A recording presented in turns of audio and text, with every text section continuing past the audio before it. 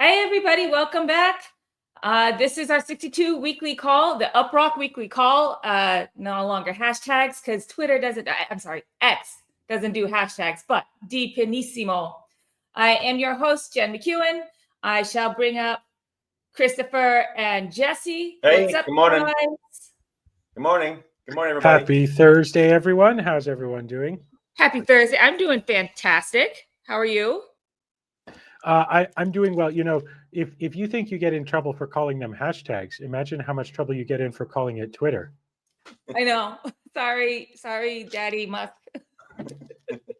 No, that sounds even weirder. That's a don't call him Daddy. It's not a good look. It's not a good look. No. Oh, but I mean, have you seen? Trump's been leaning into the whole daddy thing with their memes. No, I haven't. No. Yeah, they don't. You guys do know that you guys sometimes are like, oh, you should be on X more, like, and engage more. I'm like, you do realize that I'm a complete internet addict when I'm actually on the internet. So as soon as I start doing social media, new products will stop appearing. Yeah, we can't have Chris on X. He's banned by us. The big thing this week was Grok came out with Grok Companions. So it's basically the 3D avatar versions that you can talk to. And the first one that came out with Annie, so she's like a waifu anime girl, which no surprise, but sort of, yeah. As soon as Japan went online, I think their servers went down. So they said, wait, is that for real? Or are you joking? No, just that many people picked it up, but it's only available on iOS. So if you're on Android, you can't even try it yet. But the clips and stuff people are sharing online are pretty nuts. So. Oh my gosh, yeah. Well, I saw one where somebody had Annie basically give them some sexy talk, and lingerie.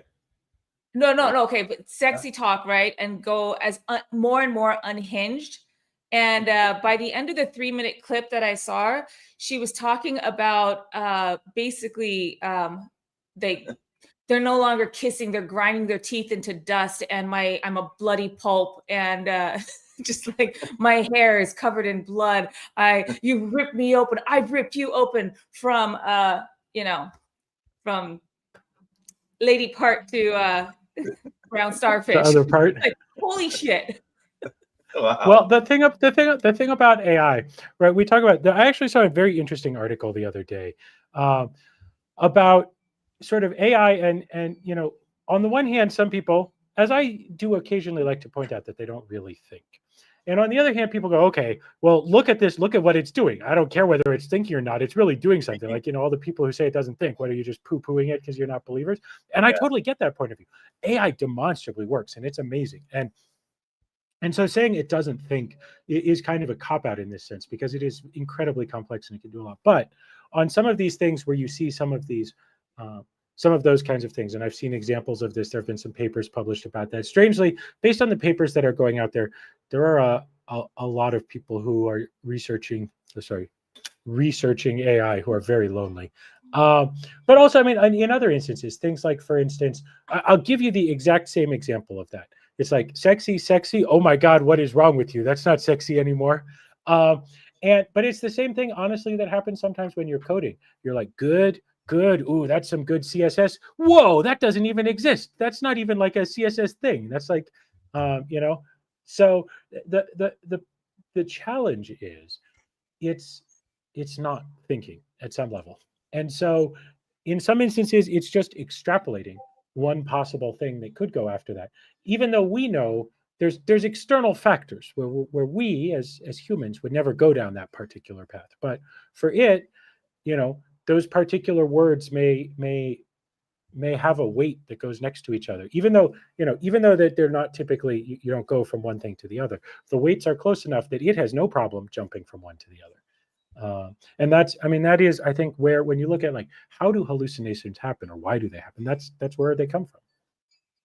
Mm-hmm. Yeah. It's gonna be an interesting place. And yeah, just thinking, like you were saying, the people are using it for. So she doesn't really love me? Is that what you're just saying? Well, Jesse, I can't believe you restrained yourself. I was literally expecting you to answer that by going, nerd. Well, You're saying she hallucinates when she talks to me? Well, I guess this is the one way in which AI that was all the whole explanation. Exactly like your girlfriends. You never can tell if they really love you. Yeah, it does. I was just thinking of the new Harrison Ford, Ryan Gosling, the new Blade Runner. That's what I was thinking of when I was seeing some of these demos. Yeah, it kind of reminded me of that. Like that's where it's going. Pretty wild stuff. But yeah, that was a big trend this week. Pretty much makes it fun. I mean, the thing is, they're really that team because Elon Musk doesn't say what he wants. It kind of trickles down to the Grok team, and so it's a big difference between Grok and what they get away with and what they can do, and that it's not a big deal, just versus like ChatGPT, Anthropic, Perplexity. Like now, all of them seem so corporate and like the same, while these guys are doing just as good with their deep research stuff, but they also can have fun with their AI because they just already set the bound. They already set that like this is okay. We can have more fun, So now when they do something, it's not such controversial. Like if ChatGPT actually launched this anime like waifu thing, people are probably really pissed off at them because now they're part of Microsoft. They just can't get away with it. While Grok guys can, where the Grok team can. Yeah. But it makes it fun. It does make it fun. It's just like because they're not just waifu. There was a family friendly version, and they're very it's very curated now. But we see where it's going. Everyone's going to create their own custom avatar that you talk to. Yeah, that's probably gonna happen. I don't think anyone's going to want to talk to the same person. Yeah. I think it would be great to have our own custom avatar. So they made a male counterpart to Ani called Valentine. Yeah. Another character from how Grok is named after Robert is a word that was invented in Robert Heinlein's book Stranger Things, or I'm sorry, Strange in a Strange Land. So Valentine is the protagonist, and so that's the male counterpart. But Musk says he's modeled after, of all people, all characters, Edward Cullen from Twilight and Gray, Mr. Gray from what was that one that book that was so popular? It was basically softcore porn. 50 Shades of Grey. 50 Shades of Grey. Yeah. Jesse said it first. Jen does this to us sometimes. What was that book? Okay, so first of all, aren't we pretty sure that Edward Cullen and the guy from 50 Shades of Grey are the same character? I mean, aren't they literally? Wasn't one like fanfic of the other one? Yes, 50 Shades of Grey was adult fanfiction of the Twilight story. Yes, so they're the same person, but oh my God. Yeah. I definitely would like to create my own AI companion that's not modeled after those two. Well, I've been, what I've been doing is I have been training an AI version of my wife so that when I want to tell her something that I know is going to be controversial, I can run the I can pregame the conversation, kind of I can make the mistakes. I can say the wrong thing to the AI, and then I can be a good husband when we have the real conversation. Yeah. You realize that this is also, even though we're live, we record this and it lives on our channel. No, she knows. I've told her about Wife GPT. And you're still here. Wow, I'm impressed. One of these days, Chris will no longer be able to be on these streams because he took it a little too far. No, the day that happens is when I tell her something that Wife GPT said, and she's like, "Oh, but Wife GPT said it was okay." Yeah.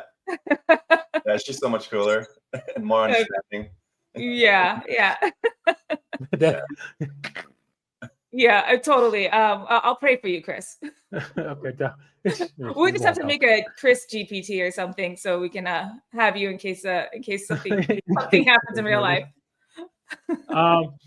The difference between AI though and real wives is that it's the lines from Shakespeare, right? The quality of mercy is not strained. It pours out like manna from the heavens. It turns out that real wives are actually more understanding of certain decisions than their AI counterparts are.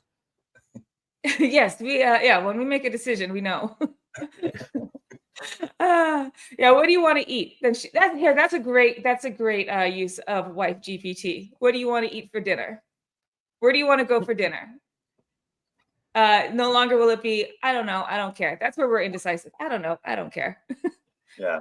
Wife Oh, well, see, GPT but will say, "I our relationship actually great relationship advice podcast now. Ours is backwards because I think I'm being the nice husband. I'm like, I'm fine wherever you want to go. Yeah, That's the worst possible answer. The correct Sure. answer is just name a place because women, of course, having the prerogative, will pick the place they actually want, whether you name the place they actually want it or not. But if you say I'll go wherever you want, then you're the indecisive one That's who a true started question. to fight about where we're True going question. for dinner. It's a trick question. very, very, very, very insightful. That's true. I would A decade later, I have finally learned one thing. Don't say I'll go where you want. Just say where you want to go. You still might not go there, but at least you won't get in a fight. At least you said it. Yes, exactly. Well, in other news, before we get into it, so the Superman movie came out, premiered last weekend. So this is the first week, and I don't know if anyone's watched it. It's we did check it out. I checked it out. It's a great film, but I read that the searches for dog adoptions have gone up over 500%. Reason why I'm bringing it up is because we got Rocket, our little puppy, our doggy, UpRock dog, and I think, guys, I think the internet might be entering the era of the pup, the canine era. Felines might have to have a little bit to worry about. So anyway, just a little plug for our little Rocket dog. Yeah, no spoilers, but I watched it too. It's pretty awesome. I'm a sucker for all. I mean, I grew up with comic books, and even cheesy comic book movies I'm okay with. But this was pretty good. It's a lot different than the Henry Cavill. It's a little more fun than serious. And the Gal Gadot Henry Cavill version's very dark and brooding and serious. This is not that, but it's still fun. I'd say I'd still watch it in theaters. Yeah. It got really good reviews, even by people who are usually pretty grumpy. Kids would like it a lot. Yeah, kids would like it a lot. And I mean, the other, the interesting thing is when the serious superhero movies started, like when Batman Begins came out, I was really ready for some serious superhero movies. I really was. I loved those movies, and I loved the more serious ones. But let's be honest, I might be ready for a little bit less serious superhero movie, like just a little more fun. We're totally answering that. And I think that with James Gunn and DC, it's a great mix because James Gunn and Marvel's already pretty silly. And DC stories tend to be a little more serious. So Gunn is also kind of fantastical.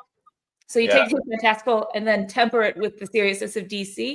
And I think it's a good mix. And honestly, I think DC is, I know DC is definitely, speaking about entering the canine era, we're entering the DC era with the Batman movies, the trilogy, the Penguin. There's going to be possibly another HBO miniseries. I don't know if it's the Penguin again, or I've heard rumors that it might be about the police department, the Gotham Police Department. We got Batman, the Fantastic Four. I think we're going to have some really fun, serious, silly comic movies and TV shows coming up. It'll be great. It'll be fun. Yes, what's cool too about this one? They spend sometimes on Batman and Superman when they remake them over and over again.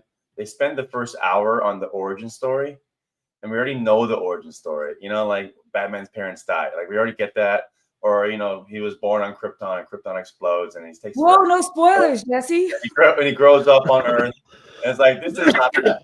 It starts off he's already been on Earth, or he's already been known as Superman for years, and it's like everyone knows him. He's in the news, and that's how it starts.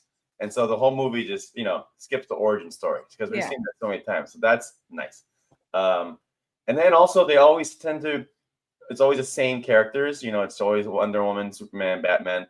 This time they've introduced a lot of obscure new characters that people are not familiar with, and that's kind of fun too. Like they even having Superdog, and that's in the comic books, but they never bring that up in the actual in the big films. So that's cool. Yes, that was super cool. Plus he's hot, so I really appreciate that. But maybe I love watching Crypto, the super dog. And we got some ideas on Rocket Dog. Yep. So, I mean, maybe he won't be as chaotic, but some fun inspo. All right, guys, enough about movies. But real quick, if you haven't seen it and you have an opportunity to, please go check that out. It is a fun movie. You'll know what we're talking about. If anything, for the doggies. All right, let's get into this week, fellas. Okay.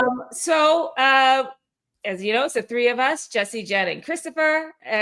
This is the weekly call number 762. The non-hashtag of the week is DePINissimo, which you can guess our country of the year or of the week is Italy. Nice. And we'll get more into Italy. So I wanted to start the day with, I did start my day with a cappuccino. It was a wasted opportunity. Yeah. So I'll have to get my latte after. All right, let's get into our agenda. Right. Yeah, well, cheers to our community in Italy. We're doing all of these places with great food week after week, and I none know. of us is going there. We need I to. know. I was going to say that. We need to like up our game on this. We should do weekly remote live stream in the country of the week with Chris. You're really good at Italian food. Actually, but Italy is even better at Italian food than I am. You're really good at it. You love cooking it. We used to go to a place called Bra Italy, BRA Italy. Every 2 years, they have this amazing cheese festival where and it's thousands. I feel like it's thousands of vendors. It just goes on for a while. It's an entire town. Yeah, and you land in Milan, you take a car down there, so the drive's beautiful. It feels like you're in a movie. There's like beautiful wine vineyards just right around the corner everywhere. So you get amazing bottles of wine for like $10. You know, here in the US, by the time it ships here, it's expensive. But you just get good stuff, and just eating cheese all day for just 3 weeks. I mean, it's not good for bowel movements, but for 3 days straight, you're just eating the amazing local chease. Highly recommend that. And that was one of my favorite experiences of Italy, and also just going back and then going through all the tourist stuff. But that's a random thing if you're not familiar with it, because they only do it every 2 years. It's when they canceled it for COVID as well. So it's, this year I think is the first year in a while. Maybe you guys need to start looking for some cheap tickets. Anyway, by the way, Crypto Keeper, this cigar is an Undercrown. Highly recommend. They're delicious. Yeah. Is it Italian? No. The Italians actually do make cigars, but they're dry cigars, and they're just stick to the pasta and the cheese and everything else. No. Gotcha. Well, I guess so. Sasha asked, "What do I have? What did I do? What Italian did I do today?" I was going to get a cappuccino, but I did not get it in time, so I'll have to do my Italian later. And then this might be for a lot of folks might not get this one, but I tried to do more like Italian. This for the ladies and the guys who wear makeup, but I was trying to do more like an Italian style eye makeup, but that's a nuanced detail that I don't expect most folks to hear. Jen, it's not the thought. I tried to be more Italian and catcall some women today, but I was in the car, so they didn't hear me. Yeah. Nice. I think if you put that in Wife GPT, she would tell you, what the fuck are you doing? No, she would tell me to roll down the window first. All right. Let's get into Jen is so uncomfortable right now. But cheers, everybody. Man, remember, all you have to do is go in the app. You'll see the card, tap I'm in, and double earnings for you guys. So just a reminder. And salute to our Italian community. Yes, it's for sure. And Chris, I am nervous because I don't want any, I don't want the fella in my, I don't want the fella in my life to start using ChatGPT on me, because he will. I'll guarantee you, he will not survive. Well, that is a threat. It's a risk I'm willing to take. What can I say? All right, let's get into it. Men need all the help we can get. All right. Okay, so weekly call number 62, Italy, DePINissimo. What we got on the agenda today is we got some highlights. We'll talk a bit about Italy week. There's a fantastic article that our Rocketeers wrote about how to increase your earnings for an UpRock. So we'll go over that real quick and then add a link to that where you can read the full article. Got some updates on, we'll talk about a bit of rocket booster, some updates on Prism, and then we are going to be out of here. Cool. Sounds good. Okay. Let's get into this, guys. All right. So first up, Syndica did their their monthly Solana deep dive. This was super interesting. So, so this report covers bigger picture metrics, and it comes out every month.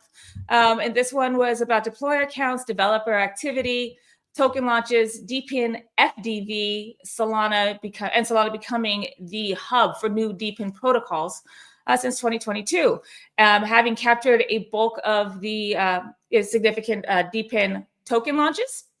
They say here they hosted 9 out of the last 20 with at least 10 million market cap, replacing Ethereum as the DePIN chain.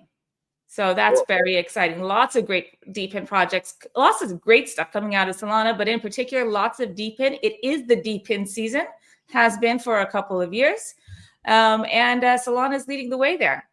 And in addition, last month, Solana-based DePIN projects have earned a combined 716,000 in revenue just for the month, which is a new high for this year.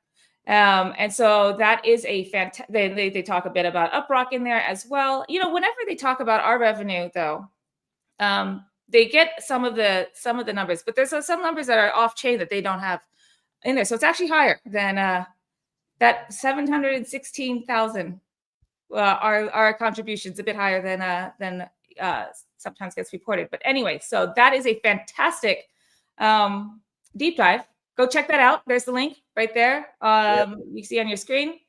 And this comes out every month. So, well, wonderful report from Syndica.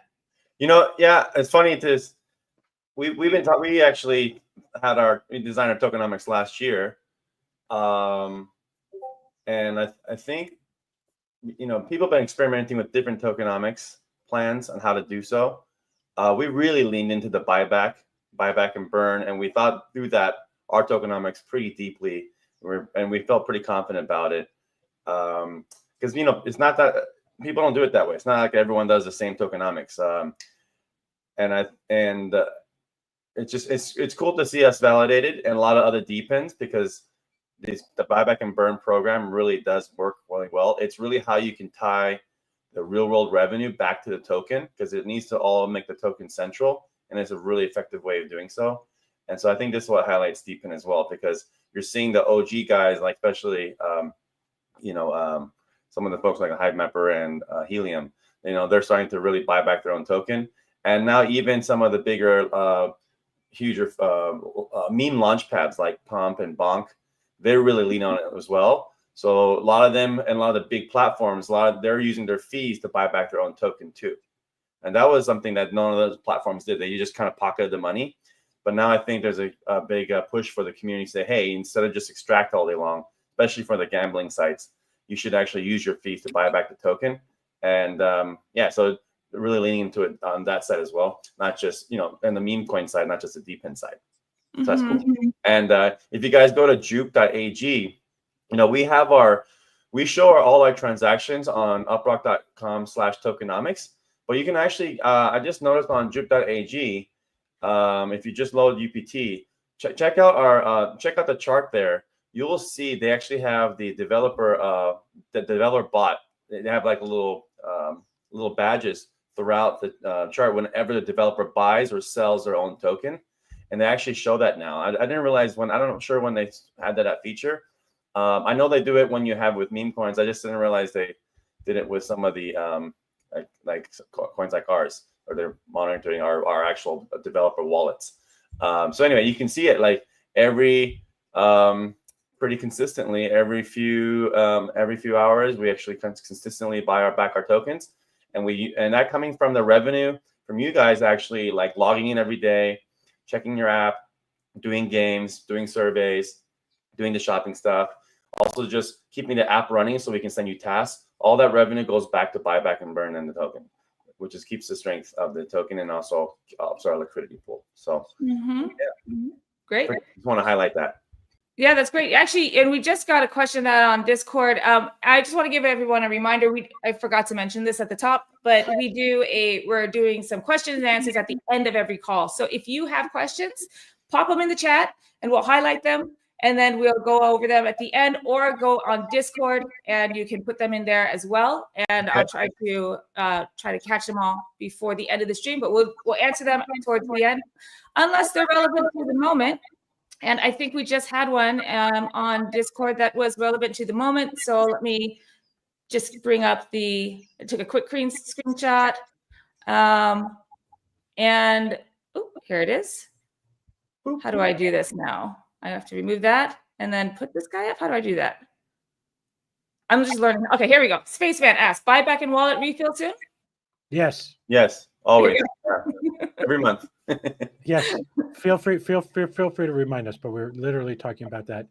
Jesse pinged me this morning about some transactions. So we obviously we have multi-sig wallets for all this kind of stuff, and we get that done today. So thanks for the reminder.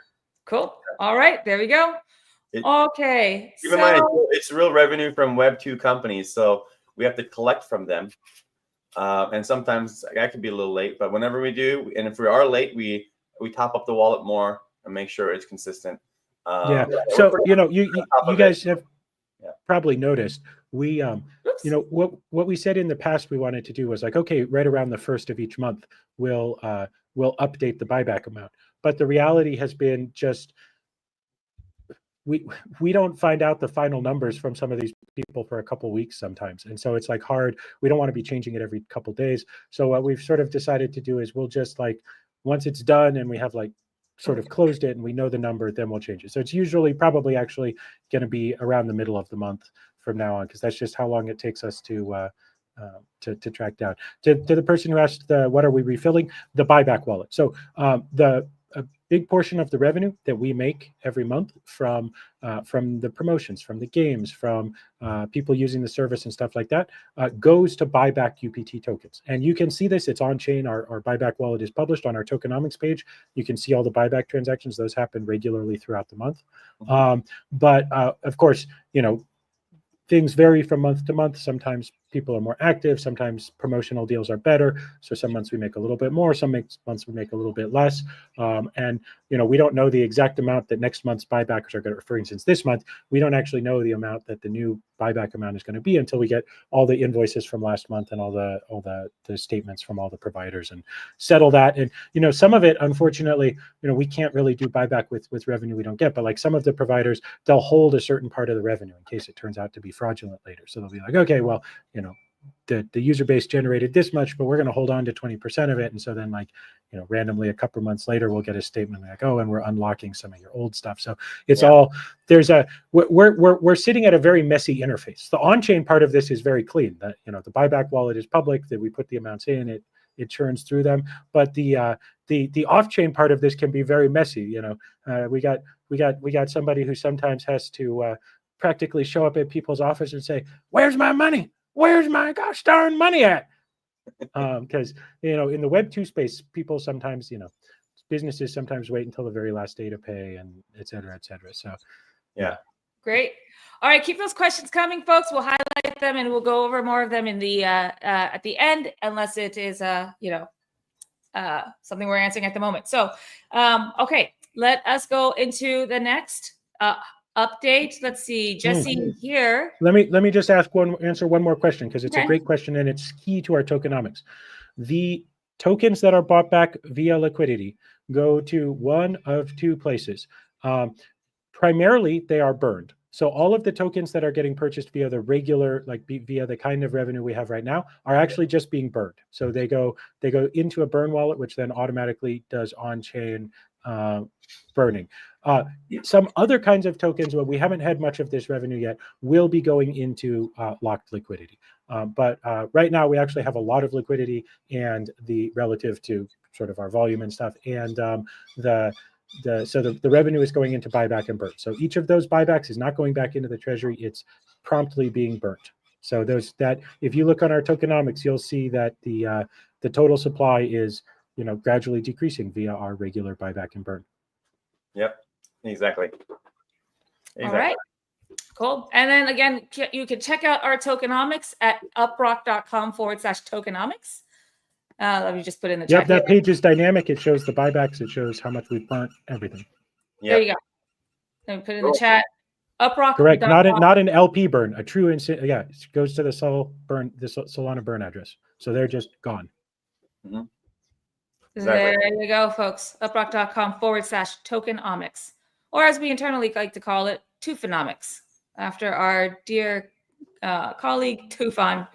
We'll have him on the stream at some point. We were thinking about maybe today, but maybe we'll have him on next week. Yeah, okay. That'd be awesome. You should. Yeah, we're bringing a bunch of the team. We're making them come in front of the camera. Last week was who did we have last week? We had Tim. Enrica, and they were talking about DePInners, which we'll talk about it in a bit. And then we had before that Roz. Yeah. And then before that Reka. So Tufi's next, or maybe Barna or Ridvan. Who knows? There's a lot of us to choose from. Maybe the wife that maybe. Well, I don't know. Maybe wife and wife. Wife GPT. Now I'm scared. You know what? I mean, because she's mentioned in the her AI avatar is mentioned in the live stream. Maybe we need to hear from the source. Yeah. No, it'll be actually we should every time, especially if you're the lead of the product or feature, it is more fun to hear that person talk through how they built it and share it instead of just us explaining it. And we all help out, but we have project leads and we have a feature lead and people, and we're a pretty tight ship, a small team, but everyone leads something. So it is way more fun to have someone come on and explain it in a different perspective, what they did to build it and why, etc. So yeah. Like to hear that. I like to hear that too when someone talks about how they built something. I think it's just super useful.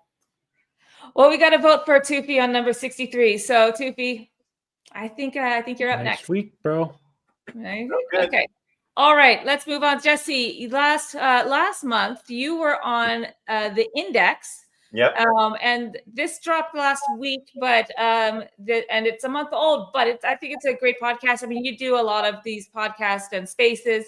And so this time you were on the Index podcast, which is hosted by Alex Kehaya of ABK Labs, and talking about scaling DePIN to 2.7 million plus devices, which we have, zero CAC, real-time AI data, and being fully decentralized. So Alex, we've known for a long time. You've known him even longer than the rest of the team. You guys, met 2016, we met 15? We met Alex. This is BC in the teens. This is when we were doing when we were building the Tenta browser, which was the fully encrypted private browser, full data encryption, built-in VPN, decentralized DNS. When we met Alex around then, and so it was a great. I thought it was a great interview. Always good to hear friends talk to each other too. Yeah, I met him on a battleship, so that's how it was a bull run. A crypto battleship, a crypto company rented out an entire battleship, and we ran into each other at line, and we became kind of good friends ever since. So we've made each other money. We also done other projects before in the past, but also just help each other out and fellow entrepreneurs. He used to work at Solana Foundation. Now does this amazing podcast. He has some really great guests, so I was pretty honored to just be part of that. And now he does other things. He's a big proponent of open source projects. He loved the fact that we're going to be more open source with our Prism products as well. I think the two big highlights of the show that I'd probably emphasize is, one, he wanted to understand more about why a decentralized network, or why a DePIN network for AI, why does that matter? I think I thought about this a little more since the talk show. One of the reasons we always talk about is real-time relevance. So all the AI models have scraped all the knowledge of the past of humans from today in the past. But the world keeps moving on. Things change. There's news events. So if the AI really needs to know, not just what happened from today in the past, needs to know what's constantly happening. What are humans reacting to? What are the responses? What's the reactions to news and events? And what are the new types of contents they care about or sharing? And you need to have a real-time relevant network to be able to scrape the AI. So we got into the details of that. I think the biggest thing that when I explain it well is to see how the internet has evolved today. Most of the time you want to get like some quick answer or some insight. You'll ask Google, in the past, and the search engine would pretty much give you a good answer that first page. Over time, you have explosion of data and content where that first page doesn't actually give you the answer anymore. It's actually kind of, the quality has degraded. There's a lot of ads now, and it's very optimized for just selling. Before actually, so it's kind of a shallow search now. And so what do you end up doing to find if it's a deeper insight? Maybe we can call it quick insight or quick answer versus a deep insight or a deep answer. You end up having to go beyond the first page. So now you look at podcasts. Now you do YouTube videos. Now you might check out multiple apps. Maybe check out Instagram. Check out reviews on Yelp. You're looking actually at a bunch of stuff, and this is what happens. You have this like tab fatigue. For a deep question, you have to actually open 20, 50 tabs plus multiple apps. And so AI comes along and say, hey, we can solve that problem for you. And now you can just ask us and we'll do the deep research. However, if you think about it, it does solve the quick insight problem. You can actually trust the prompt better now than the search page. But if you really want a deep insight, a deep answer to your question, you're still not trusting that first prompt. You're wondering, am I asking this prompt right? So are other people asking the same prompt, the same question? Excuse me. How do I, maybe can the AI let me know if like there's other people writing a better prompt to the same question? You end up having to say this, repeat yourself or like hone or refine that thread. And so what's transformed from like 20 tabs is now you have 100 chat threads, or you have just a long list of prompts. It's really the same problem that hasn't really solved. And you're still checking podcasts, and you're still going to YouTube, still going to Spotify, and doing all these different things and reviews. So, I think for AI to be able to actually solve that problem of deeper answers to deeper questions instead of the shallow searches, it needs to be able to crawl all the types of content out there and be able to really synthesize that and then deliver you an actually better answer.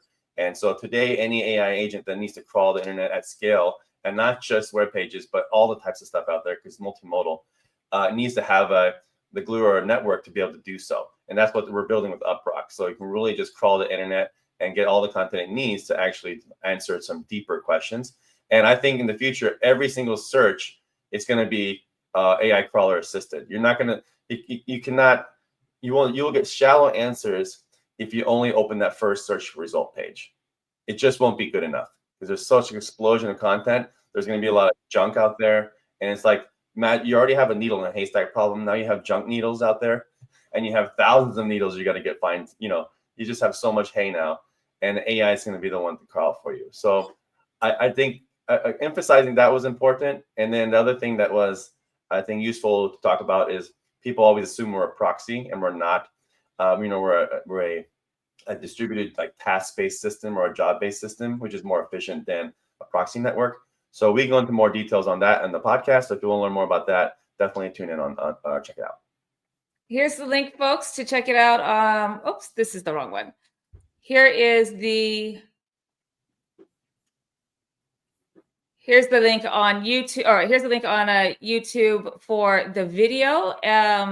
This is it's with the Index podcast. Mm-hmm. You can also find them on X. They are called, gosh, I have all my tabs wrong. Okay, so on X, it's the Index Show.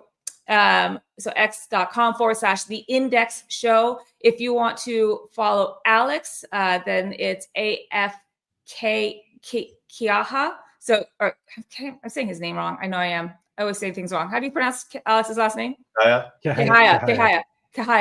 So AFKEHAYA. So I'll put that in here. So x.com. Oops. There's Alex.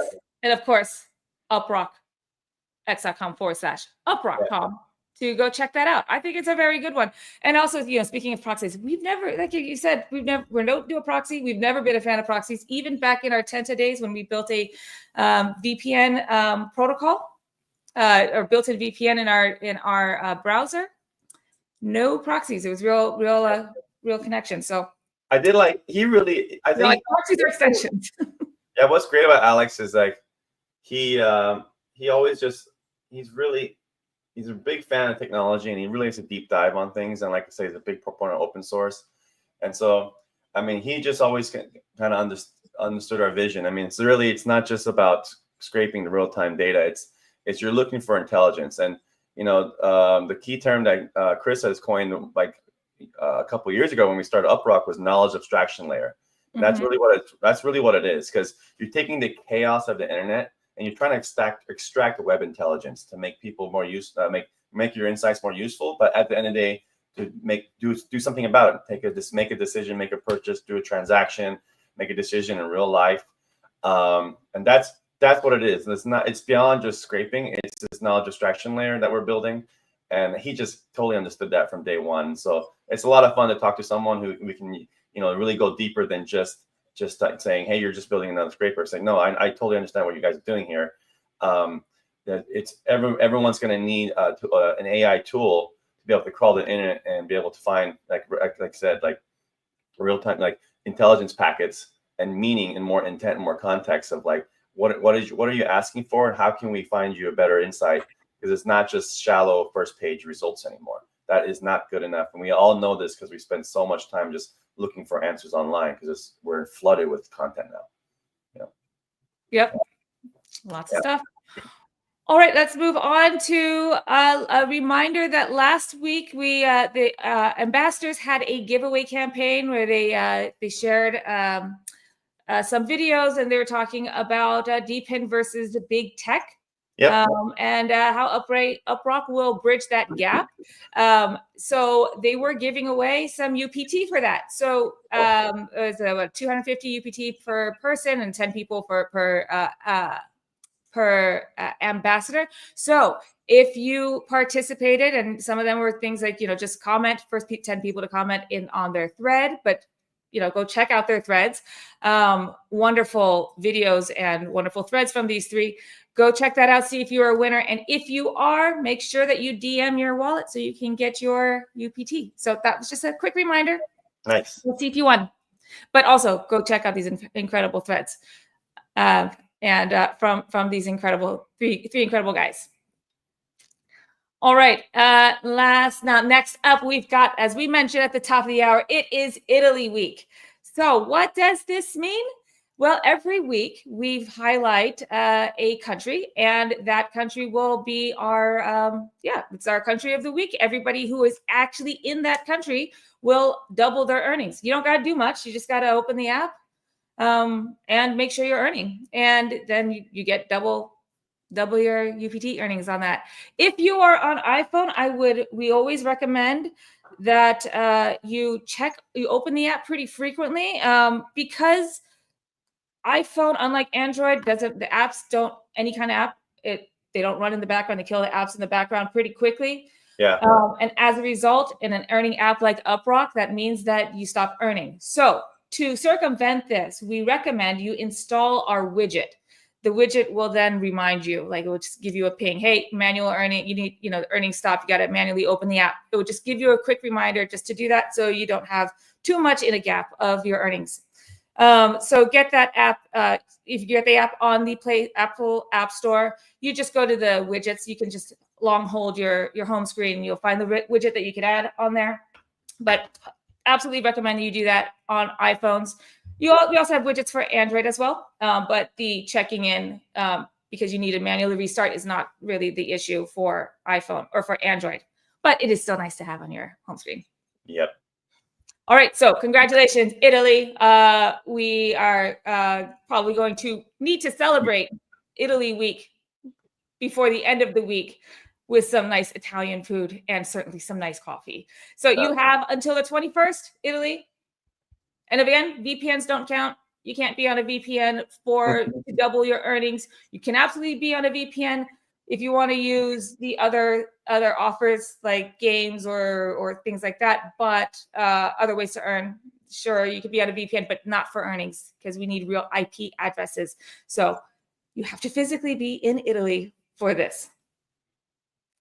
Cool. Speaking of earnings, And if you're physically in Italy, you've also probably doubled your culinary enjoyment. So it's like a oh, that's win-win. true. Yes, yes. I know. Gosh, send us pictures of your food. That's what we should do every week, whatever the country week is. Yeah. Show us what you're eating. Honestly, we should have been doing that since the beginning. Yeah, that'd be great. Actually, that's a good idea. We should work something up for that for next week. Okay, Sir Roz. Sir Roz, if you're in here, I know he is. We want pictures of food. It's summertime season or it's a swim season, so I'm not eating all the carbs. I would like to look at them at least. All right, let's go into how to increase UPT earnings. Speaking of doubling your earnings, how to increase your UPT earnings. There's a fantastic article that was written by our mods, crafted with care by our mods. Let me drop the link in here. And they put together a really great article on how to increase your earnings in UpRock. And I've already seen some questions in the chat asking about this. Cool. So I guess this is a great segue into this wonderful article. I guess let's go over, guys. You want to just go over the key ones? So first we have base rate. So the way it works, UpRock, you download the app. Within 2 minutes, you can start earning. What you're doing for new folks here, what you're doing is you're just sharing your unused compute. So or what's called your unused internet or things like that. And it's passive. You don't have to do anything except if you're on iPhone, every once in a while you have to manually open the app because Apple kills apps in the background on occasion or pretty frequently. But there's really nothing you need to do. So you just turn on earning and that's it. Your base rate is dependent on a couple of things: your connection score and your geo score. So some connection, obviously a better connection is more valuable, but also different geos. And that can also be dependent on, what kind of tasks we need to run or whatever, or where we may lack some insight. But in general, we have geo scores, and that will increase your earn rate. And these are calculated to get that base rate. You can increase your base rate by connecting multiple. They have to be a real device. Actually, let me add that part. If you might have seen, there's also occasionally a device score, because we need to make sure that your device is a real device, not a clone or Later or something. Yeah, something like that. It has to be a real device. So only legitimate setups are allowed. And as I mentioned earlier, talking about Italy week, you cannot use a VPN. You can't use Script, you can't use a clone device, because the value of this is that it's real IP addresses, real devices. Mm-hmm. So that is your base rate. That's the basic, most easiest way or most hands-off way of earning in UpRock. The other way you can do is by passive tasks. So we have all these devices that are in the network or a part of the DePIN. Now we have jobs for you. And again, this is also running in the background, but it can be things that will power, the things that power, the DePIN powers these kind of tasks, like uptime monitoring, which we use for Prism, rotating proxy networks, web data collection, so scraping, we could do cybersecurity testing, other real world utility services. But again, these are all passive. You don't have to do anything except be connected and taking on the job. I think I'm hearing a bit of my echo. Yeah, and let me add one more thing to this. If you want to increase your earnings there, especially if you're on Android, well, primarily if you're on Android, obviously on iOS, go ahead and install the widget. That'll help keep the app running, and it'll let you know if it does stop. And for Android, go ahead and opt into heavy tasks. Heavy tasks means that when your device is plugged in and charging, we might run some tasks that use a little more battery, or a little more power. So by and large, we try to be really respectful of your device to use just very small amounts of power, because we don't want people to be like, oh, UpRock's great, but I saw my battery getting low because I was using UpRock. Of course, it does use a little bit of power. It would be impossible not to, but we try to be really good about that. But if you want to increase that earning rate for passive tasks, go ahead and opt into heavy tasks. Mm-hmm. Yep. Wonderful. Yep.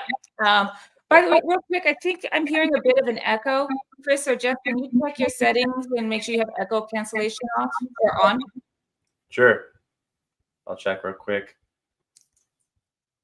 Yeah, mine is on. So. Okay, great. All right, cool. So yeah, these passive tests, I mean, they're powering Rocket AI, they're powering Prism. And then when we have partners that are wanting to use the network to run jobs. And again, because of our tokenomics, go check it out again. It's uprock.com/tokenomics. The revenue that we bring back, that goes back into the ecosystem. So the money in is very beneficial for it's for everybody, not just our wallets. We use it for the health of our token, or the token that we are holding. And let me just put that in here again for you guys to check out. I'll put in the link. The third way that you can increase your earnings is with staking. And so staking is live on our website, on our Android app, iOS app, and desktop app. And this is a great way for you to earn some yield on your UPT. If you are just holding a bunch of UPT and you're not doing anything with it, I suggest go stake it. Yeah. I'm sorry, go ahead. If you're new to Web3, staking is like a savings account. And the idea here is to reward long-term holders, people who really believe in the long-term vision of UpRock, and you're holding UPT, and we want to reward you for long-term support. As simple as that. And so whether it's the website or the app, there's a place where staking is like literally putting in a savings account, like the traditional words on a bank account. But you have rewards. So the longer you stake, the longer the rewards. It's great for the token. Shows like people are bullish on it because you're actually holding it for a long term, and we want to totally reward people who do that. And so it's a really good model for that kind of reward. And it's very simple. You can if you're a little bit worried about it, there's different time spans, like 1 month, 3 months, 6 months, 1 year, and obviously the 1 year you get the best rewards. So this is one way, especially if you're just earning and not doing anything about it. There's a couple of settings where you can auto reapply your earnings back to the stake. So it's just a lot of compounding too. So you always want to be able to just have your rewards work more for you, so you can just get more bang for your token buck. Yeah, and how to increase your return on stakes is if you have a long staking period, and the more you stake, the more of a boost you get. So you'll have so there's the APY, and then there's also a multiplier. Yep. So yeah, the more amount of UPT you stake and the longest you stake it, the longer you stake it, the higher your yield or your return will be on the stake. Cool. I skipped over offers. I totally forgot. I totally missed that one. Offers is another great way and fun way to earn UPT. Now, these are called manual tasks. So when in the application, the mobile apps, go to the offers tab, and you'll see a few different ways you can earn, which is play to earn. So you can play games, you can answer surveys, and you can get cash back or UPT back by shopping online. So there's 3 options there that are very fun. And, in particular, surveys are really fun because I always love to share my opinions, and now I get paid for it. So it's wonderful. By the way, this is super popular. Relevant right now. Is surveying games only available in some super relevant? Yeah. So this is true. We are always working on more partners to add more inventory. We've just added a new partner called PubScale. And so you're gonna some countries like in the East, in Europe and India are starting to see some more offers. There's surveys. We only have one survey provider though. They do have international inventory, and they're slowly opening that up. But it seems like we need to find a second partner on surveys, or we need to work with them. So if you're not seeing anything, Ripu, please let us know what country you're from. And we're going to talk. And not just what country, what mobile carrier you're using. Yeah. That's the other one that's really important. But so the short answer is, if you're not seeing them, with the exception of a couple of very unusual countries like North Korea and Cuba, where there's all sorts of legal problems, but generally speaking, we're not blocking them. but it's just some, when we first started this. So yeah, I saw your geo score 289 at 300. It's a great geo score. That's great. But when it comes to the offers, we're working constantly to bring more offers online. When we started offers about 6 months ago, it was a trial to see how it would work. We found a couple of good partners and we brought them, but different aggregators and different offer providers only have offers in certain parts of the world. So we're working with them literally almost every day. We're talking to one or another of them about the inventory and the countries where we see people who aren't getting offers available, and we're working really hard to bring more offers to more places. Yep, exactly. Yes. Yeah, sorry, yeah, we Oh, did. and let me answer one more thing. If your device is saying unverified, because you said that, because this is a key, the most important part of increasing earnings. Just the app has to be running for 7 days. So, and it doesn't have to be continuous. If you turn off your phone, you're using it, you're out of reception, it'll resume when it comes back.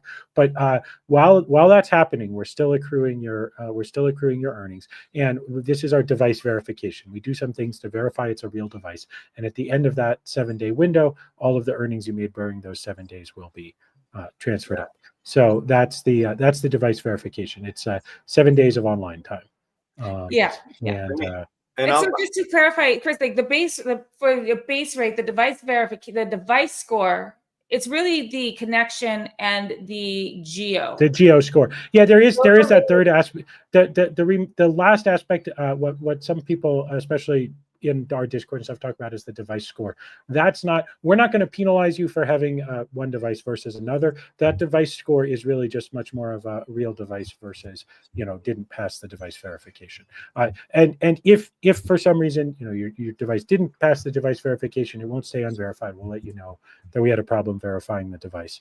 But yeah, so if your device is saying unverified, just how long have you had it up there? If it's been pretty consistently connected for let's say 9 days or so, and it's not, because it's targeted at 7 days, but sometimes some devices will go into like a quiet mode at night, so sometimes it can take a little bit longer to complete. But the earnings during that time will be provided when the verification is completed.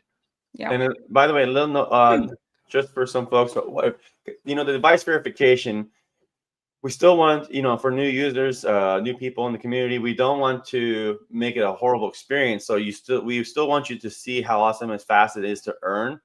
But we do have that 7-day period. And here's why we do it. It's really to protect the community and the token itself. Because if we don't have some time, and we have to balance privacy too. Because there are things we could do to ask for more permissions, ask for your phone number, KYC. There's a lot of things we can do where we can close that 7-day gap to like 1 day and verify you're real in 1 day. But we might have to ask you just a lot of personal questions and permissions. And we thought maybe you're also a new person, and that also might be too invasive, and we have to earn your trust over time if you want to do something like that, and you should get rewarded if you're going to actually share more. So and the reason why we do 7 days, we have we do tests in the background and make sure it's a real device.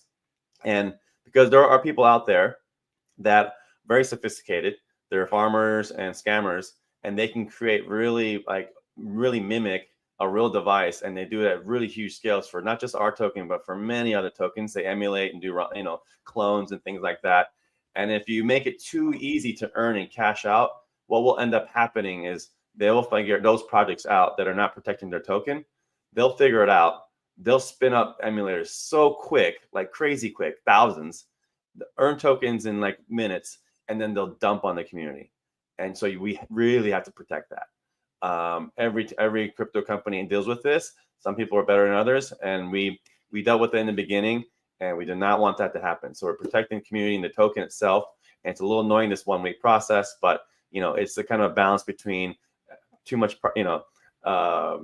like asking for too much of your personal information versus okay, let people wait, but at least they're earning in the background. And once we verify it's real, it goes from pending tokens to actual, you earned them, So I think that's a good balance. We're going to always look at how to make that better, but this is a reason for device verification.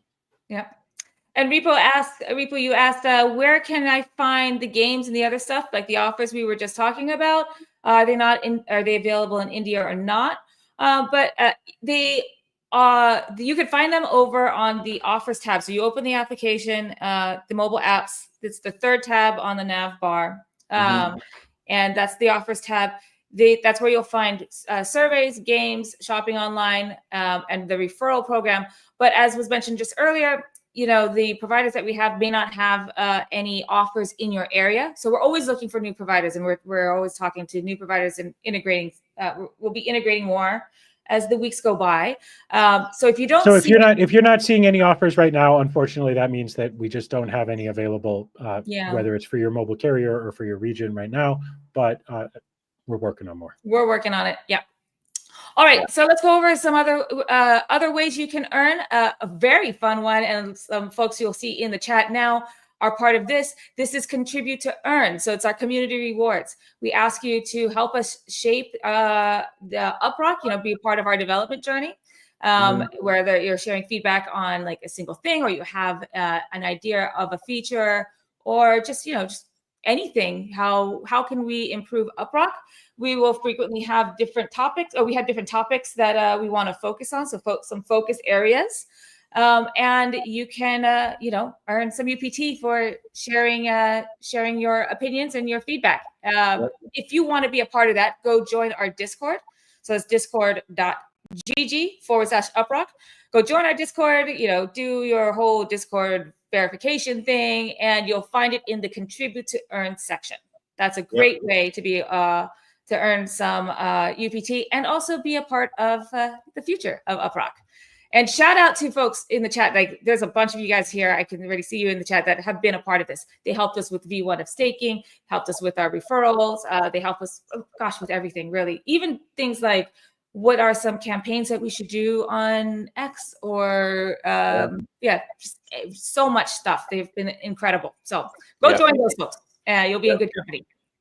The next way you can earn is with UPT Sol. So that's Sol powered earnings. So if you're holding any Sol or any Sol native token, and you want to, you could consider swapping it to UPT Sol. That's a liquid staking token that mirrors Sol's price 1-to-1. And you could do that on Phantom and Solflare.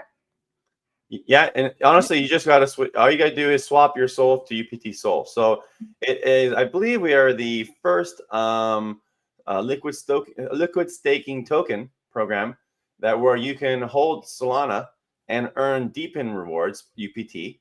And so it's just another passive way to earn. So if you have Sol, if you just have Sol in your wallet, and you're not staking it, you should, first of all, always consider staking if it's just sitting there, like if you're just holding it for a long time. But if you want it to be liquid, you want to be able to trade it and not get locked up in the traditional staking program of Solana, then you want to make sure, but you still want rewards, then another second option is liquid staking rewards. And so you can choose, there's a lot of different projects out there that offer this. I believe we're the first DePIN one to do this.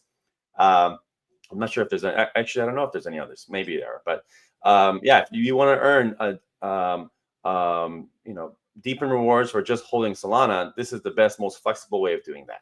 So this one's a little bit more, you got to be a little more crypto savvy for this. But just if you have a Phantom wallet or a Solflare or any kind of crypto wallet, and if you have to hold Solana just to do anything. So if you have a certain amount in there and it's just sitting there and you're not really touching it because you want to hold it for a while and you're not staking it, first consider staking. Otherwise, if you really want more liquid, just swap your Sol to UPT Sol. And that's all you have to do, and just leave it in your wallet and you'll get rewarded. Just set it and forget it. Yep. All right. The next way you can earn is by inviting friends. Invite your friends and earn more and earn faster. If you bring in new users, they sign up for UpRock, they download the apps, and they start earning. You get 10% kickback of their earnings on their first week. So whatever they earn on their first week, you get 10% of that value for yourself. And ongoing after that, it's 1%, as long as they mine, as long as they contribute. But for referrals, it has to be, they have to sign up, they have to download the apps, and they have to start earning. So it's not just, you send an invite link, or you send an invite link and they just create an account. They actually have to start earning. That's where you get your kickback. And then lastly, we've got Rocket Booster, which we gave a bit of a sneak peek with yesterday or last week, and we'll do it again this week. But we're thinking all of these great things all of these things you can do in UpRock, make it more fun. So let me just go to the next slide and we could just talk about it. Yeah, we had a good response last week because we actually been working on this for a while. It's a big, it's not just a UI revamp, but it actually changes some of the backend infrastructure and the APIs.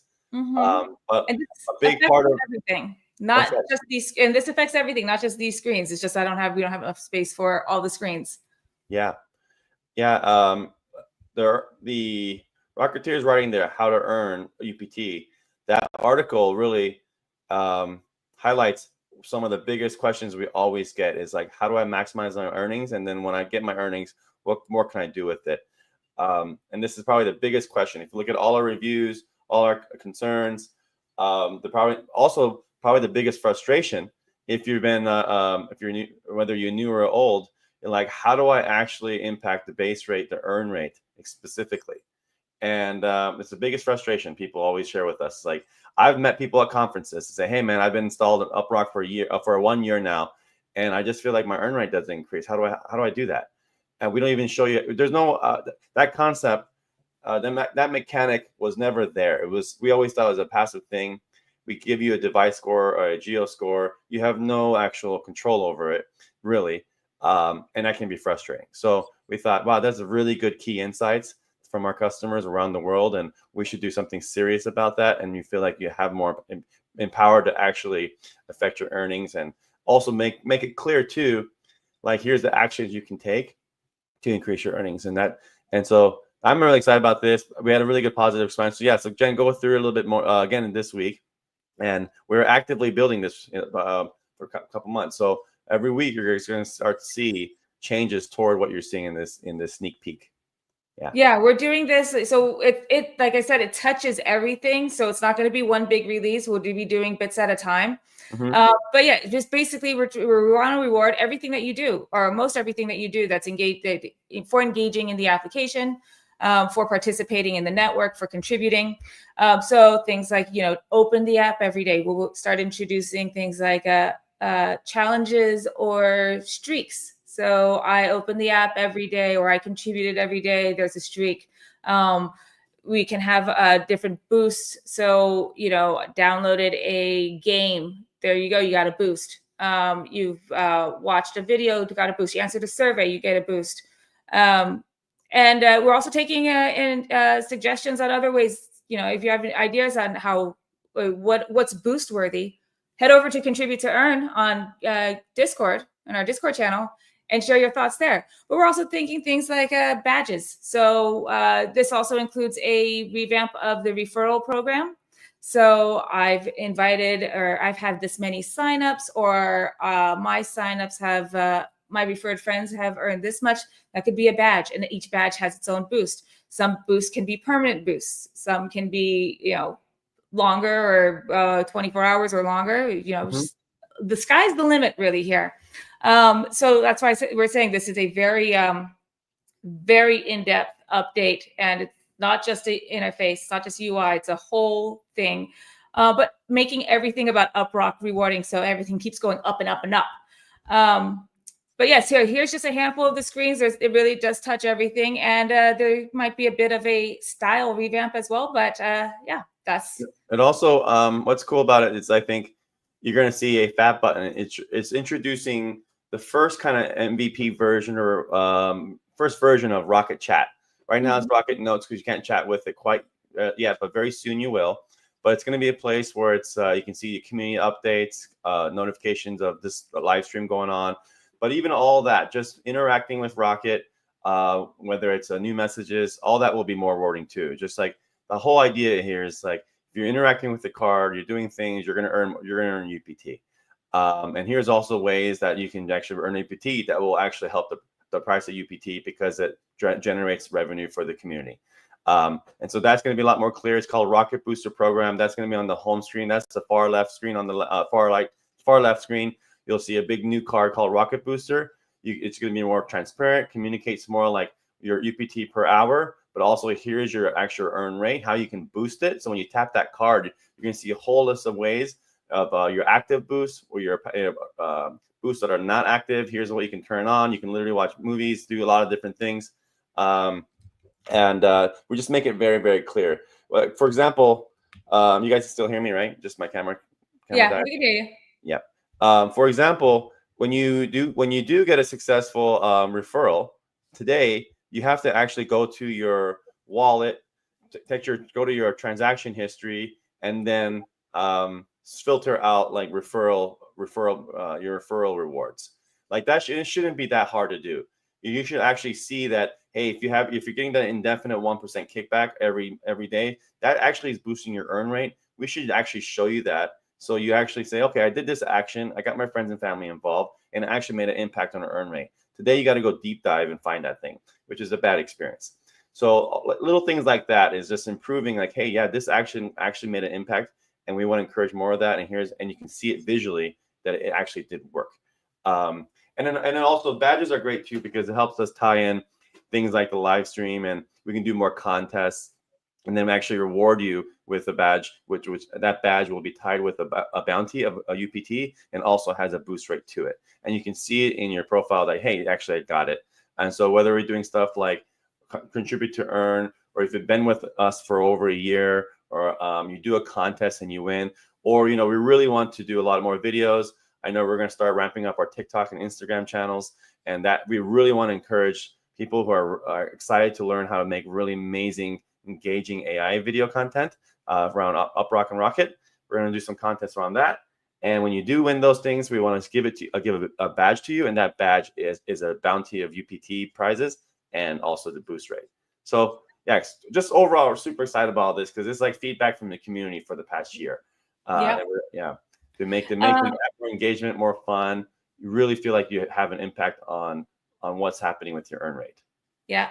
Yeah. And Spaceman asks, any parts of Rocket Booster out before the Seeker phone comes out? When is the release date of the Seeker phone? Do you recall? Did they say? They said August. I already got my email for it, so pretty soon. Yeah, I was going to say I got an email about confirming the shipping, and they said they're going to ship in August, but I don't think unless you've seen it, I don't think they gave an exact date yet, right? No. No. Okay. Well, yeah, we're working through. We're in development of this. Oh, okay. Spaceman, you say August 4th. Okay, so we're in development of it now. Where it's I wonder if we'll have anything before. Well, I guess it depends on what we decide we want to ship before the 4th. I feel like we will. That's I think we will. I mean, Reka is so fast. Yeah. Anyway, something will be. I don't know which part will be out on the 4th or before the 4th, but I would. How about I don't say that I'm going to commit to it on stream, but I am very confident something will be out before then. You know what? That's a perfect time for Reka or for her to come online and introduce the first feature. Yes, I think we should do that. That's a great idea. Yeah. All right. Okay, let's go to the next bit. Let's go do a update on let's see. Do we have some Prism updates here, fellas? I think the main thing is we fixed some bugs from last week. So just keep the feedback coming. Right now we're working on the billing.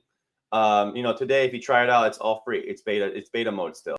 So, we want to actually how many people have signed up to use it, Jesse, so far? Like over 700, right? Or at least over 600. I'm not sure if we got to over 700. Yeah. Okay. I haven't actually looked for a couple days at the sign up numbers, but yeah. So that's been one of our so Jesse's it's beautiful what Jesse's put together here. But one of our big things is, of course, Prism is one of the key revenue generators to provide for the entire community. So we've been working really hard on getting the billing so that the people who are using Prism can actually start paying us, and then we can use that money for buyback and burn. Yep. So that's getting pretty close. We have we put a lot of thought into the pricing table. Like we're really thought deeply about that, being not just only competitive, but we have built something totally brand new here. We're the first uptime monitoring service that actually use real devices, not servers. So we have to think about how do we position ourselves, because in the traditional uptime world, when it's just servers only, they price themselves like a commodity product. They give a lot away for free. But running a real device network powered by real humans around the world is not easy, and it's not cheap. And you need a whole team of people to do it, and you need a community that actually cares. And you guys all want rewards, so we need to be charging enough. We're working really hard for you, so we don't want to go out and like give it away for free. or not free, but we don't want to make it cheap either. We don't need to compete on price here because that's a pretty novel new tech, and it's a far superior way of doing things, doing uptime service. So, but pricing for SaaS is a skill and a strategy that's you have to really think through. We don't just say, okay, our competitors charge $20, so we should charge 21. No, it's a lot more. There's more strategy to it than that. And how do you get people to start with the lower models, then they can grow as they scale. So anyway, we're pretty excited to share it with you guys. It's almost done. We're using Stripe for billing, and that's actually really smooth too. We will have developer codes like specifically give to the community here. So if you guys have folks that want to use this and you want the premium features, we're going to have a pretty awesome program just for like developers and startups. Just for developers. That's not going to be available to sign up in general on the website, but we also want to reward the community, and we want to make sure that anybody in the community that wants to use it for personal websites or development or stuff like that has a great way to access it while we're still maintaining it as a premium product for enterprise customers. You know, what's funny is we're working on this. Jesse had put together a version of the page, and we were working on it. And down at the bottom, he put internal memo, like our pricing philosophy, and then a bunch of stuff that we'd written was down there. And I said, Jesse, you know what? This is a great idea. We should share this with the community and the world. Like, why did we price it the way we did? And he goes, oh, I just kind of put it there for us as like a reference while we were designing the page. But then we talked about it a lot, and we ultimately decided, no, we're going to leave that memo on the pricing page because we love this product. We love what we built with our community. And so you guys and everybody else can go read our pricing memo for exactly why we priced it the way we did. It's like the kind of, we do these weekly live streams, which are kind of like a weekly stand-up in public. And so we're going to, for our pricing philosophy, we're going to share it with everybody instead of just keeping it internal. Yeah. There you go. Okay, so go to prism.uprock.com. Go check it out, create your account. If you have an UpRock account, you can just use your UpRock email. Just log in. Yeah, just log in. And we don't have the new pricing page live yet, but I think probably, unless, knock on wood, unless we run into some real unexpected problems, by this time next week, we should be able to share it. Yeah, I already tested the billing. I got the custom Stripe already tested we have the DNS changes. We got our custom domains on that. All that's looking pretty good. I think next week for sure. Like, been pushing pretty hard on it. So, As I like to say about product releases, for sure, probably. Yeah. Exactly. Yeah. All right, you know what? These weekly live streams really do like force you to deliver every week. So, which is a good thing. They do. Yeah. All right, that's that DePIN precision, guys. That DePIN precision. All right. Well, oh no, we're not done with. Went ahead too far with that. Thank you. Let's go into. We got some questions. Okay. I think let's go into some of these. I'm going to start off with the ones that are that we highlighted in the chat. Let's see.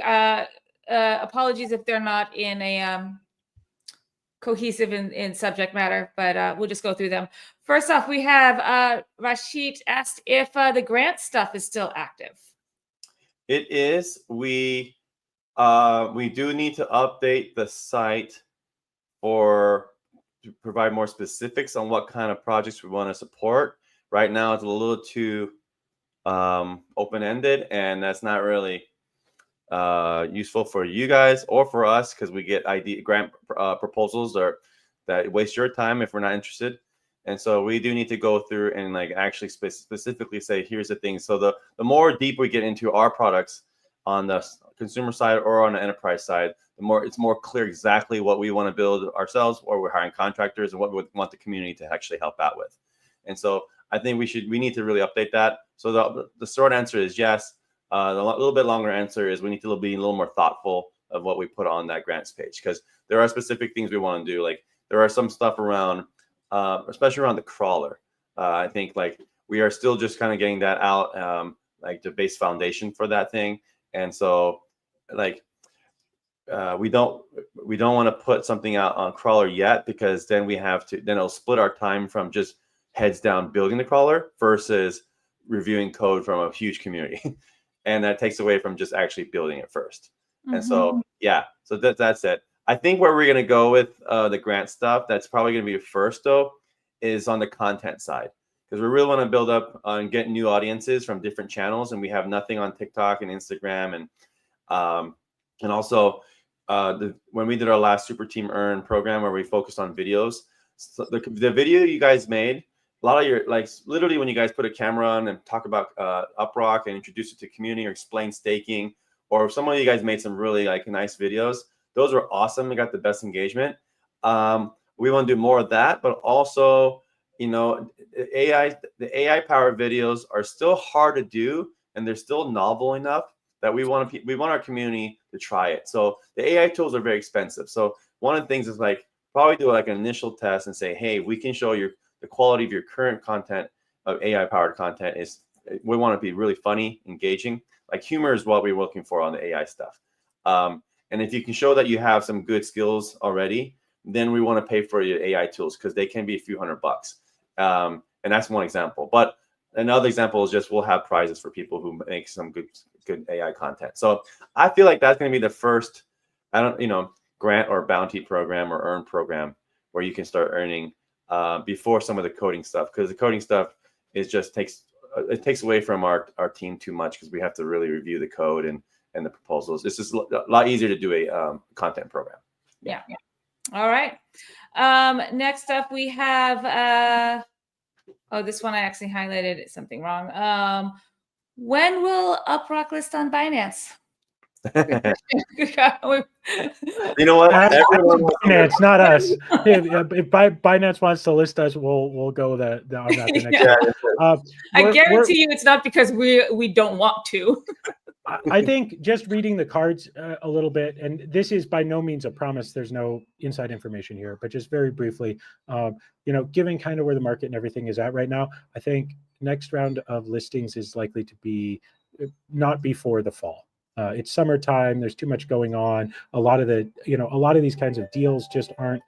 There's just not a ton of it going on right now. So so that's the answer on that. But if Binance decides to go with us, Binance is something where you ask them, not the other way around.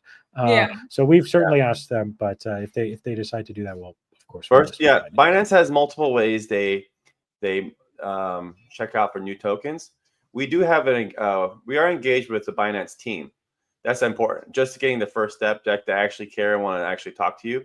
We have been engaged with them for many months now, and their team is monitoring our tokens. So we're part of their monitor token list. What they're going to look at probably is on-chain activity. More people requesting UPT from Binance itself. Like, hey, how come UPT is not available here? More people trading UPT on just wallets. More people.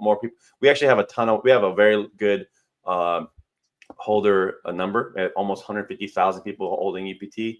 But some of the volume and daily transactions need to go up. That will increase as we do more buybacks because more people pay attention as token go up, obviously. And then you just got to continually engage with them because Binance also pays attention to like, what are you guys doing for the community? What are you building? If they see you doing something really cool tech, a lot of times that really helps re-spark the conversation, and then you can talk about relisting.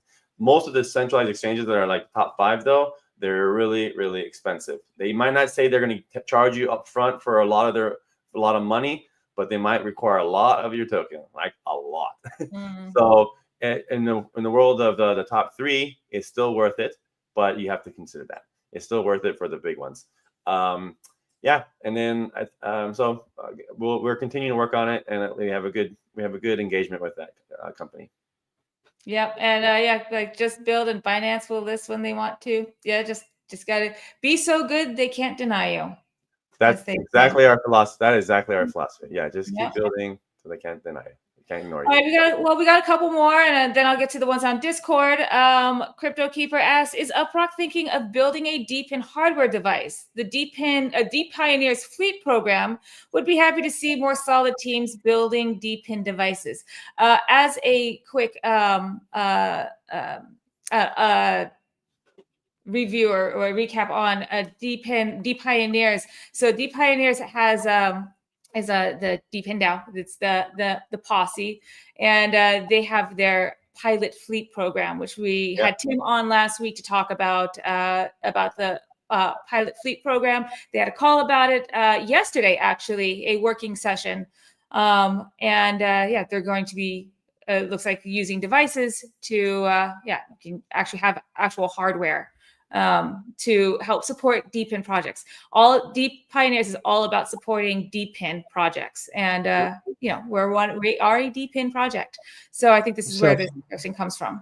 So in a real quick nutshell, no, because for UpRock, since we're very much software based, it makes a lot more sense for us to work with other DePINs that need that hardware, and make it possible to run the UpRock application on those devices. Of course, it would be headless. You'd manage it through your phone. We have talked to several different DePIN projects about this. UpRock certainly doesn't need a lot of memory, so it can run on those kinds of devices. But building a device is just requires a ton of time and effort. It really distracts us from our core mission. And then we're asking you like, hey, in order to earn, you have to go buy this device, which just doesn't really make sense, because some DePINs really do need the device. It needs a sensor. It needs a special radio. It needs to be in a very particular physical location. And so, but all of those devices are general purpose computing devices. So there's nothing that stops us from working with the right DePIN that has the right number of devices out there to make a module that you can just say, hey, enable UpRock on this device. So that's how we see the best path forward for devices. Yep. Great. Okay. Then we've got, this is Drew. Since our mascot Rocket is a dog, can we call the task Rocket does poop emoji? Poops? Rocket duties. Rocket duties. You don't have kids. I have kids. They love the word duty. I'm not even gonna answer that one. Sure, Drew, you do you, bro. I love Drew. Well, we'll think about that. Nice. Let's dog food that one. Maybe we'll try it out on a couple of tests. Yeah. All right, let's get into some questions from Discord. We have some really good ones. I shall upload the heaviest ones first. Okay, this is from Mike AF. Okay, so let's see here. What does it say? Example, if you try to crawl data from Amazon using a server, the big tech approach, you get blocked instantly. But with DePIN, like UpRock, millions of consumer devices can gather data, making it possible for big tech to block or control access. The key advantage to DePIN is in its reliance on a distributed, community-powered network, which is more resilient and less susceptible to centralized control or censorship. So that's the base. Yep. And then Mike's comment or questions here is, taking this example and extrapolating it to any others, is there a way to integrate into some AI platform like N8 that does automations for agents, or to grab this type of data? Can UpRock solve any problems or issues these automated services have in their workflows? So I'm gonna start talking, because I know Jesse knows the answer to this, but if he starts, he's gonna explain the whole thing. He has been posting every third day, probably, paragraphs and paragraphs, practical novels about exactly how we do this. I hold my tongue all the time on this live stream, because I don't want to explain what we're building with Crawler, because it's so fucking awesome. But the short answer is, this is exactly where we're going. Yeah, we need to get Prism billing out. We need to get a few more of the foundational pieces shipped and in people's hands. But this is the high value add on top of what we're building with UpRock, for sure. This is the sort of thing that Jesse alluded to it earlier, talking about the knowledge abstraction layer. And Jesse, like you said, I'm going to hold my tongue and not say some of the great things you said, because we want to really splash with it. But yes, 100%, this is the kind of thing we're thinking about. Yeah. Great. Yeah. All right, let's go to the next question here. We've got, let's see. This is from Dr. Ohms. This is on Discord. Two questions, two parts here. How does UpRock ensure all independent devices work to collect web data for AI without slowing down the devices or frustrating user device performance? So let's answer that one first, and we'll get to the next one. Yeah. Or actually, let me just say them both, because they might be one answer. And then second to that, how does UpRock ensure the web data collected by devices worldwide is accurate and useful for AI, whilst still keeping the process simple? Yep. So the answer to this, it goes all the way back full circle to what we started with, which is why we don't use proxies. The way the UpRock app works is when a crawling job comes in, or you know, we're talking about knowledge jobs here, right? When a knowledge job comes in, it gets broken down into a bunch of constituent pieces, and there's different ways it can be broken down. Some knowledge jobs just need a screenshot, some just need the page source, some need the entire like load tree of all this sub resources. You know, you need to be able to separate the individual JavaScript files, not how it ended up, but how it started. And based on that, we will assign it to different types of devices. But for the vast majority of jobs, which just sort of require a complete page, but not necessarily a complete sub-resource level breakdown, we simply execute it on, and it is, that job is queued in our global edge. I pointed something out to Jesse the other day. We have as many locations that are just responsible for sort of assigning work as many traditional centralized performance and uptime monitoring companies have for their entire network, right? But we're not actually doing the work from there. We're just using those to assign it out to user devices. And so we will then, based on, so we, for those of you who are into computer science, this is essentially a set of constraints, and we need to solve that set of constraints. So the constraints are both geographical, performance-based, operationally based. Anyway, each job ends up with a set of constraints, and what we solve that set of constraints, and we then assign it to an appropriate device. And that device atomically, which is to say in one short go, executes all the work. So if we had a proxy, we would have to sort of be the remote controller of the device. We'd have to open up the radio, open the network connection, drive each individual little thing the device is doing. But we don't do that. Instead, we're actually shipping the code to perform all of this work as a very compact little binary onto the device. And then we send sort of a description of the task to the device. The device executes it, which is way more performant than having to wait for us to respond for each little thing and so on. Then it takes that output data and sends it back to one of the edge nodes. And from there, then it goes back into further processing down the pipeline. The reason that's performant is because your device isn't sitting there holding the network open, talking to our server the whole time. It's not having to wait for our server to respond for each little thing.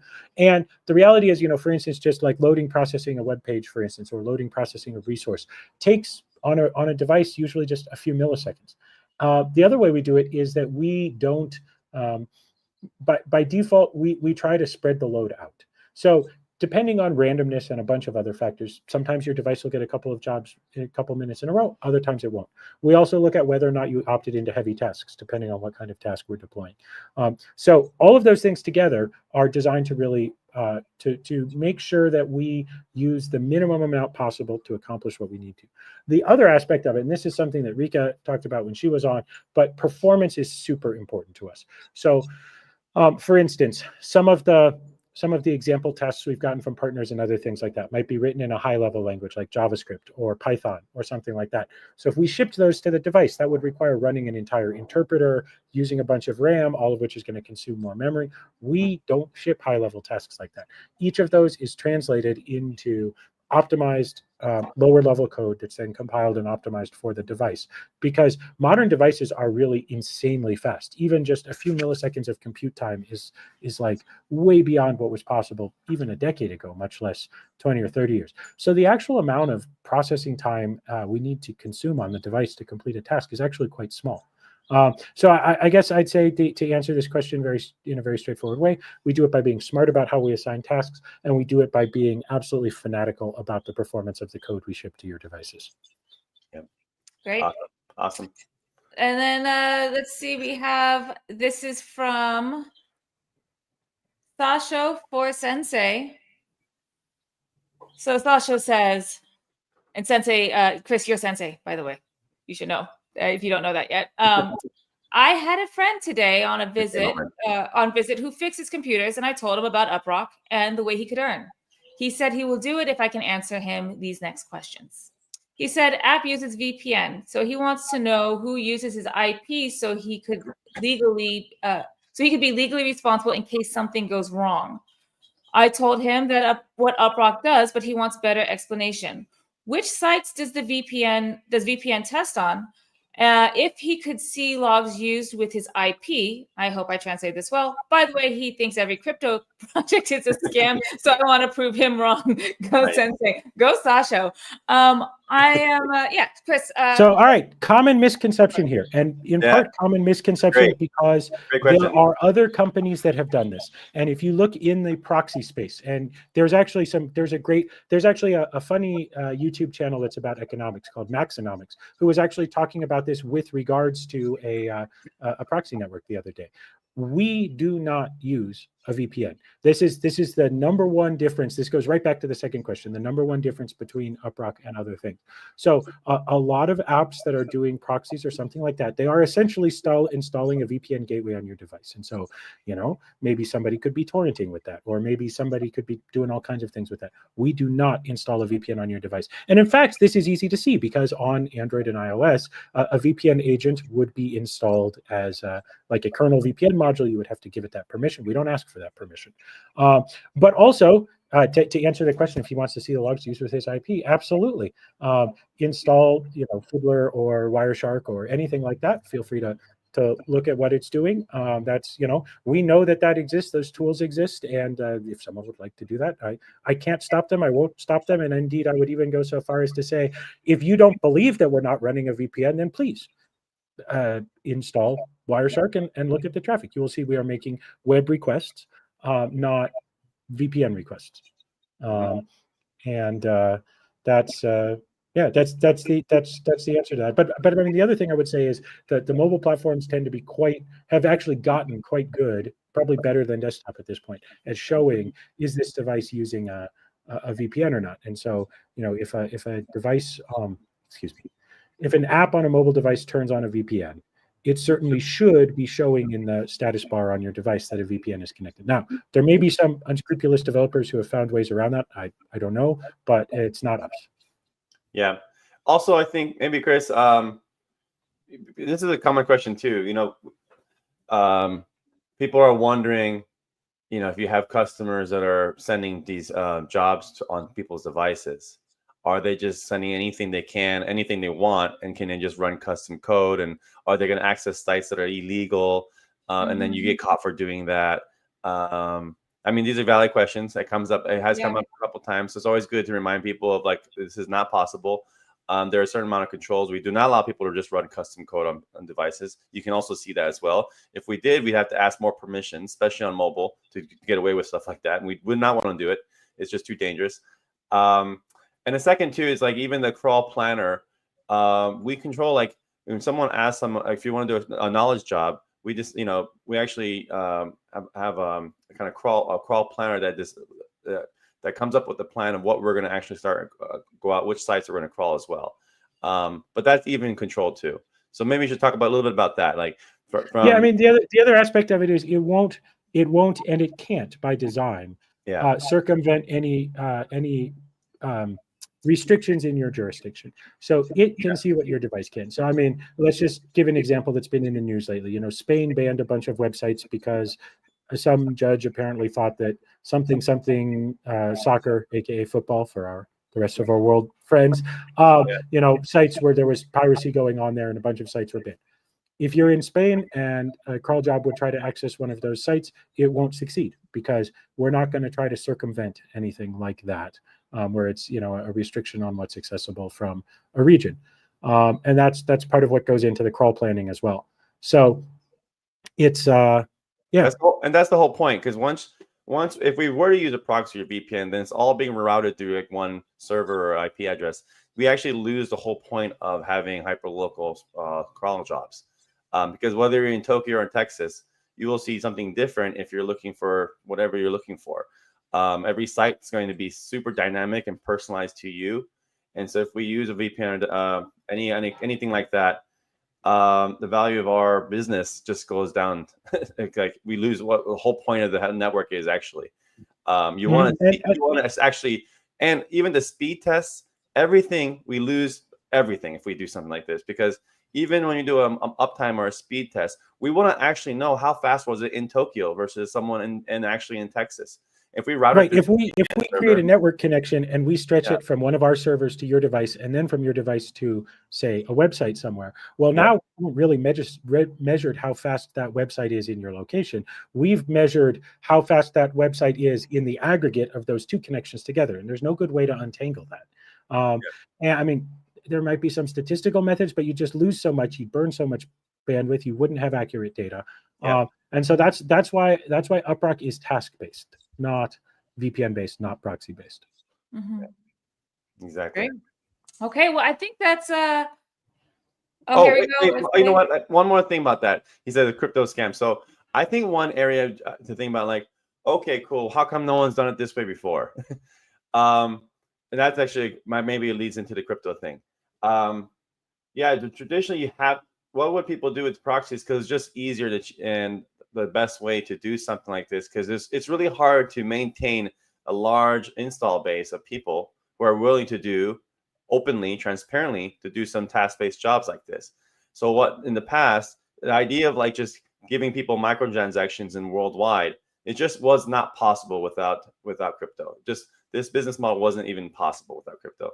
And so the real customers are you're dealing with developers. Your actual customers are developers of apps and games or VPN companies. And what they do is like Trojan horse the software. And so you might be playing game, but you have no idea it's actually a proxy starting up, or they're doing these massive crawl jobs, or they're selling your data. And that was the cheapest way to do this thing. So, or they'll give you I wouldn't call it like a honeypot, but a lot of the free VPNs or the free proxy apps, or even the free VPNs, are actually just proxies. What they're actually doing is just that. That is their hook. They're giving you a free VPN, but what they're really doing is doing crawl jobs for proxy companies. And that's just how it's been done for the longest time. It's very expensive. Like Chris mentioned a few times, proxies are inefficient because they basically it's an open port and just leave it open for a lot, like minutes. Whereas when you do a task-based job, it's like milliseconds. So when you leave it open longer, a proxy open longer, it does drain your battery. It is way more efficient, and it costs more because you're requiring more resources from the device, which is why proxies cost a few dollars per device per month. When you do a task-based system, you bring that down to a microtransaction level, and then also only possible with crypto, people can actually earn rewards and they know they're getting it. So like this is why it's not just like it's a lot of it's like a lot of technology coming together at the same time to make this even possible today, versus in the past. Mobile devices getting better. The user experience with wallets are getting better. Crypto's moving faster. Solana is really fast. Yeah, all those things combined what made this UpRock DePIN network actually possible. So, yeah. Right, Chris? I think that's right. Yeah. Absolutely. Yeah. Okay. Yeah, I think that's I think it's a utility here. This crypto is actually utility here. I think that's so. Maybe that's a good way to convince your friend that this is not a scam. It's actually the technology of crypto is what enables this more efficient way of doing knowledge jobs around the world. Yeah, I think people are just also just like if they're not in the space, I think they're also crypto just it doesn't sound right. They don't like the word, Yeah, so people get burned. Maybe a thing of just describing it. I mean, it's not only this, but it could certainly help. Just not saying crypto, it's blockchain. Yeah, it's Web3. Because I can understand why people might have a negative connotation to certain words or certain words or acronyms. NFT, crypto, meme coin. They might be like, oh, I don't know if I want to be involved in that, but it's so much more than that. Yeah. All right, this last one is not a question, okay. but it is a request. Let me move this one. Oh, Bring back fireside chats with Chris. It's too gosh darned hot to have a fire right now, but yeah, it's a great point. We should do more of these. And with more with Prism now being out and billing about to launch for that, and with more crawl stuff coming out, it probably is the perfect time to do a couple of technical fireside chats over the next month or two. Yeah, I think so. I think it'd be nice. I think that, oh, sorry. Go ahead, Jen. No, I think doing these Q&As, these sensei moments, and last week, what do you call it? Tech talk. So tech talks with Jesse. Sensei moments with Chris, fireside chats with the team. I think it would be really, it's just going to be a lot of cool stuff happening. A lot of cool stuff to share with everybody. And I really like that we have more of the team coming on these streams. So next week we'll hopefully have Tufi. A fireside with Chris and Tufi would be fun too. Chris and Linda, Chris and the other engineering team. But I think we should do. Yep. Yeah, Tufan, you guys will love Tufan. He we call him Tokenomics because he really does pay attention to the on-chain activities. He helps fight the scammers. He is our one-man army to fight all the bots and scammers, and he pays attention to all that stuff and protects all our wallets and tokens. And he's also he's the guy on the team that really pays attention to liquidity pools and can not to say that nobody else does, but he's like really he's like a detective. He's trains, if you know what I mean. It's his yeah, I mean, like for example, if you drop a contract address or a token into a Slack room and Tufan, his detective Tufan gets on it, he will tell you all about that contract address or that token, whether it's just little details. He can sleuth it pretty quickly, and because he's just he's been doing it for so long and he's really good at it. And so that's Tufan. So he brings a really nice perspective to everything we build. And so he does a lot of back end stuff like our APIs and stuff. So it'd be cool to have him on. When we do the Rocket Booster, that's a good call for him to like maybe talk about how we're doing some of the back end to support the front end Rocket Booster stuff. Yeah. Well, if we could all be dogs, Jesse, you'd be a golden retriever or something.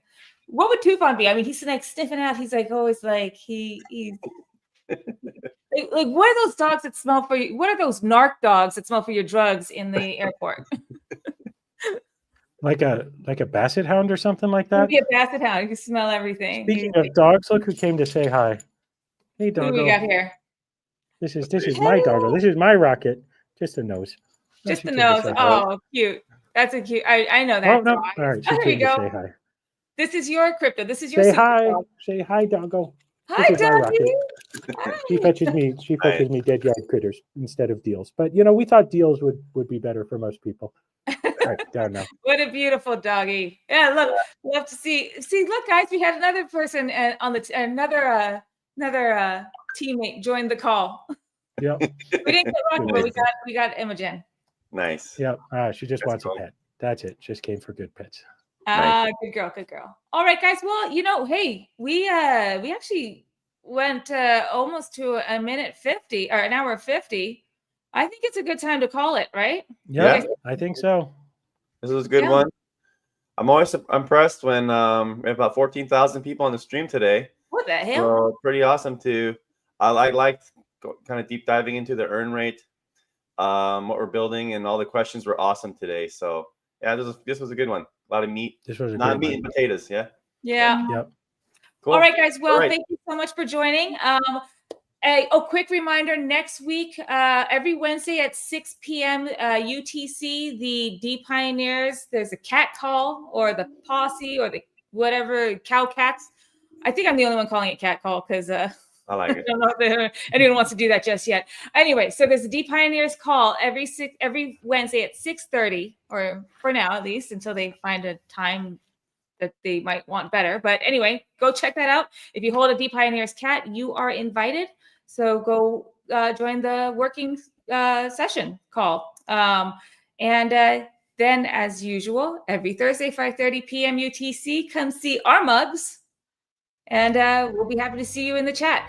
If you have questions, go into Discord, put the questions in there so we can address next week. Yeah. Always, thank you for spending your Thursdays with us. We appreciate it a lot. Talk to you next week. Yeah, thanks everyone. Cheers. Bye. Bye. Oops. Hey.